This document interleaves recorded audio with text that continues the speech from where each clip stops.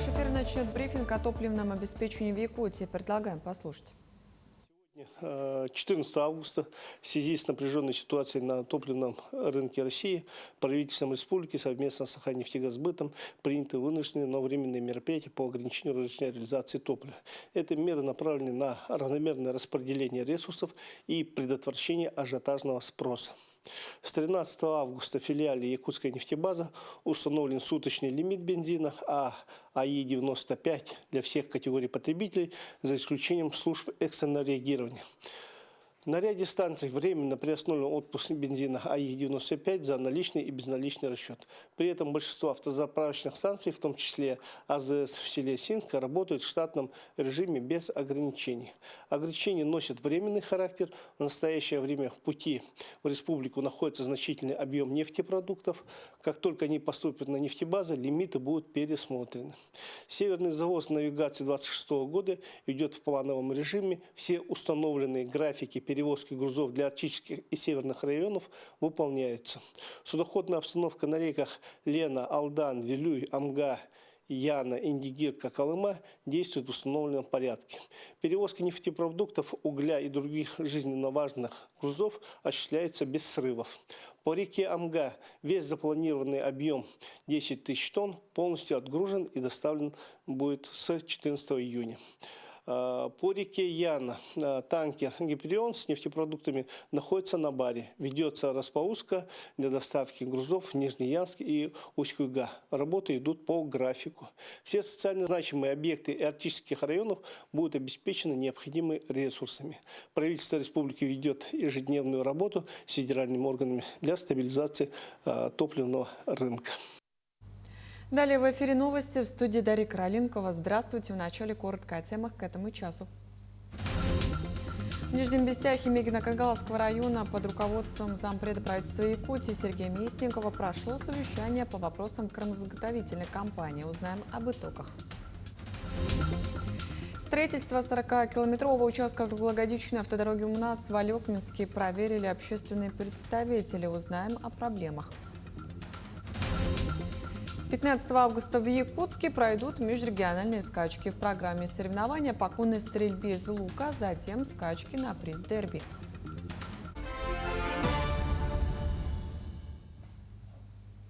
Глава республики Айсен Николаев посетил поселок Максагалох Ангаласского улуса. Илдархан встретился с коллективом производственного объединения «Якутцемент» и поздравил заводчан с Днем строителя и 55-летием предприятия. Подробности визита в материале Виолетты Засимовой. В 1970 году среди якутской тайги забило сердце нового промышленного гиганта. Уже через год республика праздновала выпуск первого местного цемента. Так началась история Якутцемента. В рамках юбилейной даты на завод прибыл глава региона Айсен Николаев, где первым делом посетил смотровую площадку погрузочно-разгрузочных работ. Затем Илдархан осмотрел производственные печи и побывал в центральной диспетчерской. Его сопровождал управляющий директор Алиш Мамедов. В ходе визита он озвучил впечатляющие цифры. За полвека с лишним завод выпустил более 15 миллионов тонн цемента и свыше 30 миллионов тонн щебня. Следующая точка маршрута – новый корпус Максагаловской средней школы. Именно Якутцемент построил это здание и ввел в эксплуатацию в январе прошлого года. В актовом здании развернулась торжественная часть праздника. Спасибо воспитателям, учителям нашей школы. Вы воспитали половину работников завода, выходцы нашей школы. Мы это точно знаем. И первые мои замы, и механики, энергетики. Спасибо за ваш труд. Всех Днем строителя! Сегодня на заводе трудятся 730 человек. Коллектив молодой, средний возраст всего 42 года. Айсен Николаев поблагодарил заводчан за труд и подчеркнул, местный цемент станет основой для стройки ключевых объектов Кигра-Манчары, которые пройдут в Хангаласском улусе в 2029 году. Уверен, что Якутцемент обязательно внесет свою лепту и в этот вопрос, и в строительство объектов, конечно же, Якутцемент обязательно будет задействован. Это Сергей Геннадьевич и Николай Владимирович, я для вас говорю. Так что спасибо. Особые почести в этот день ветеранам производства. Из рук Илдархана награду получил глава трудовой династии Николай Челиков. Сегодня на заводе работают 5 его детей. Сам он приехал в Якутию из Иркутской области в год выпуска первого цемента и посвятил предприятию 43 года жизни. Говорят, что приезжают на север, там за туманом или что-то. Ну, мы по зову сердца приехали. И вот уже 55 лет здесь. Хоть и для крупной промышленности Якутцемент завод молодой, но планы у него масштабные. Главная планка на ближайшее будущее – достичь объема производства в 600 тысяч тонн цемента в год. Вилета Засимова, Хангаласский улус. В Нижнем Бестяхе Мигно-Кангаласского района под руководством зампреда правительства Якутии Сергея Местникова прошло совещание по вопросам кормозаготовительной компании. По данным исполняющей обязанности министра сельского хозяйства Анны Стручковой, на сегодня план по заготовке сена выполнен на 45%, что ниже показателя прошлого года из-за последствий дождевых паводков. Правительство взяло на особый контроль районы со сложной ситуацией, в первую очередь арктические территории республики. Некоторые улусы только сейчас, недавно приступили к сенокосной кампании, потому что был дождевой паводок, сенокосные угодья ушли под воду, и со снижением уровня воды хозяйство выходит на заготовку сена. Мы на особый контроль взяли улусы, у которых сложная ситуация. Это в основном арктические районы и часть центральных и вилюйских групп улусов, которых мы окажем помощь в работе мобильных бригад, а также мы окажем помощь и поддержку в перевозке сена в зимний период уже в 2027 году. И тем самым мы обеспечим 100% готовность к зимовке скота на предстоящую зиму. Для решения проблемы транспортной доступности Алекминского района ведется строительство 40-километрового участка круглогодичной автодороги УМНАС на отрезке Солянка-Балаганах. Новая дорога призвана обеспечить постоянное автомобильное сообщение между Алекминском и Якутском. Чтобы проконтролировать ход работ, стройплощадку посетили общественные представители. В Алекминском районе прошел выездной десант общественности на один из участков республиканской автодороги УМНАС. Участок Солянка-Балаганах, связывающий жителей Восточного Куста с центром. На территории района, равно как и по всей стране, очень успешно реализуются национальные проекты, направленные на повышение качества жизни наших граждан. И вот часто так бывает при встрече с населением.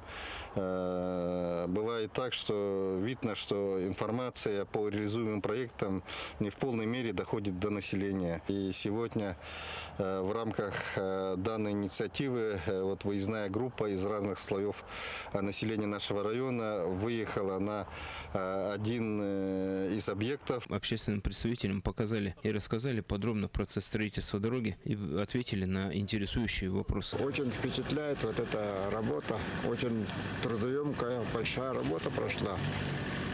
Были в карьере. Карьер очень, скажем так, впечатляет, потому что такой объем работы провести, эта дорога стоит. И самое главное, вот эта дорога будет соединять круглогодично с городом Якутска в дальнейшем. Там остается еще 300 километров, но, думаю, мы все это преодолеем. Строительство дороги разбили на 3 отрезка. 10 километров, которые закончили в 2024 году, и 2 отрезка по 15 километров. Сейчас уже подходит к концу второй участок. Участки мы работаем второй год. Ведем строительство второго пускового участка. Общий объем участка около 40 километров с небольшим. Мы сейчас работаем на 19 километре.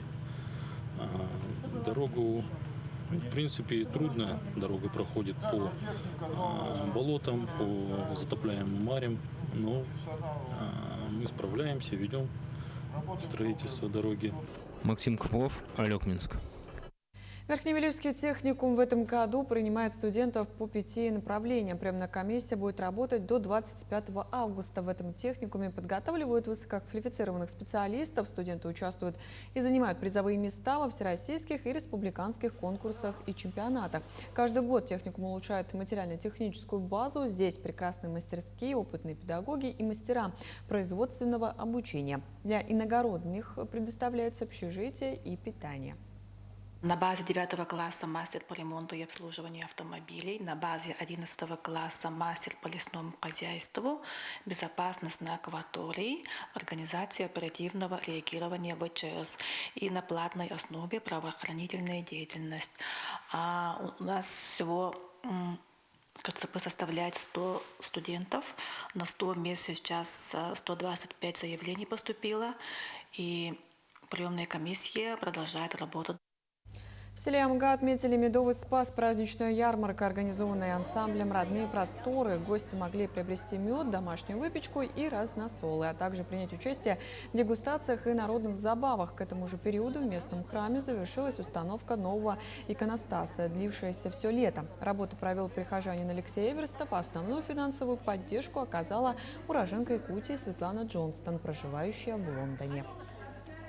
В этот день мы пригласили гостей из Зусьмаи. К сожалению, из-за плохой дороги они не смогли приехать, из-за погодных условий. Но, тем не менее, праздники, ярмарка были организованы на высшем уровне. Вначале мы окропили людей святой водой, поблагодарили за то, что гости пришли, несмотря на непогоду, и угостили всех караваем. С Медовым спасом вас! 15 августа в Якутске пройдут межрегиональные скачки. В программе соревнования по конной стрельбе из лука, а затем кульминация сезона – скачки на приз дерби. За звание абсолютного чемпиона за главный приз поборются кобылы и жеребцы 3 лет, рожденные в Якутии. Кроме того, дебютанты разных возрастов будут бороться за другие трофеи. Кубок Малеров, приз памяти Пенигина и Хахырова. Приз в честь Года культуры и от Федерации конного спорта Республики. Участие примут жокеи из 7 районов региона и 33 скакуна. Сегодня идет активная подготовка к скачкам.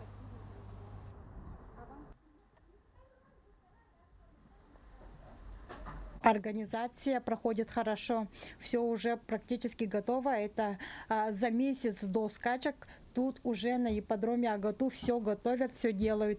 А тренинг лошадей проходит ежедневно. Будут участвовать практически со всех улусов. Это Мегино-Кангаласский улус, Амгинский, Татинский, Чурапчинский улус, а также Намский улус. И даже я вам бы хотела сказать, что приехали из очень далекого места, с Алёкминского улуса. К этому часу это все актуальные новости. До встречи в эфире.